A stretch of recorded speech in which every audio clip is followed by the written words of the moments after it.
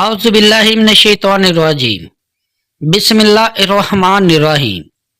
شروع اللہ کے نام سے جو نہایت مہربان اور رحم کرنے والا ہے۔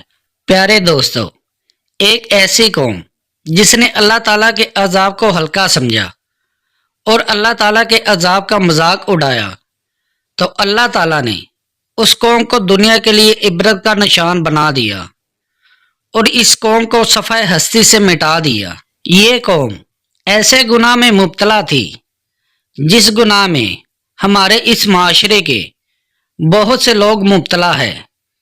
پیارے دوستو، یہ قوم کون تھی اور کس طرح انہوں نے اللہ تعالیٰ کے عذاب کو ہلکا سمجھا اور اس کا مذاق بنایا، اور اللہ تعالیٰ نے کس طرح اس قوم کو دنیا کے لیے عبرت کا نشان بنایا اور صفحہ ہستی سے مٹا دیا۔ پیارے دوستو، روایات میں آتا ہے کہ بنی اسرائیل کے ایک بزرگ تھے جن کا نام حضرت دموس علیہ السلام تھا۔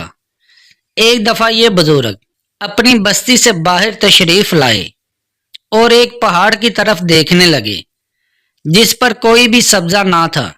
یہ منظر دیکھ کر ان کے دل میں خیال آیا کہ کاش یہ پہاڑ سرسبز و شاداب ہوتا، ان پہ آبشاریں ہوتی اور خوبصورت منظر ہوتے۔ ابھی یہ بزرگ انہی خیالات میں گم تھے کہ اللہ تعالیٰ کی طرف سے الہام نازل ہوا کہ اے میرے بندے، تو بندگی سے باہر نکل چکا ہے، اب تمہیں میری تخلیق کے اندر کمی اور کوتاہی نظر آتی ہے، تمہیں میری تخلیق کے اندر عیب نظر آنے لگے ہے۔ پیارے دوستو، جب یہ الہام ہوا تو وہ بزرگ ایک دم سے گھبرا گئے اور انہوں نے اپنے دل میں ایک نیت کر لی کہ جب تک اللہ تعالیٰ کی طرف سے میرے دل میں واضح طور پر یہ بات نہیں آئے گی کہ اللہ تعالیٰ نے مجھ کو معاف کر دیا ہے، میں اس وقت تک خود کو سزا دوں گا۔ پیارے دوستو، اللہ تعالیٰ کے ولیوں کا ہمیشہ سے یہ طریقہ رہا ہے کہ اگر ان سے کوئی غلطی یا کوتاہی ہو جاتی تو وہ اپنے آپ کو سزا دیتے تاکہ اللہ تعالیٰ ان کی غلطی کو معاف فرما دے۔ لہٰذا حضرت دموس علیہ السلام نے دل میں یہ نیت کر لی کہ جب تک اللہ تعالیٰ میری اس غلطی کو معاف نہیں کر دیتا، میں تب تک نہ کھانا کھاؤں گا اور نہ پانی پیوں گا، بس روزے کی حالت میں رہوں گا۔ چنانچہ حضرت دموس علیہ السلام نے خود کو سزا دینی اور اللہ تعالیٰ سے معافی مانگنے کے لیے روزے رکھنا شروع کر دیے۔ 2-4 دن کے بعد آپ کا گزر ایک بستی سے ہوا۔ وہاں کوئی تقریب منعقد ہو رہی تھی۔ بستی والوں نے کھانا وغیرہ پکایا ہوا تھا۔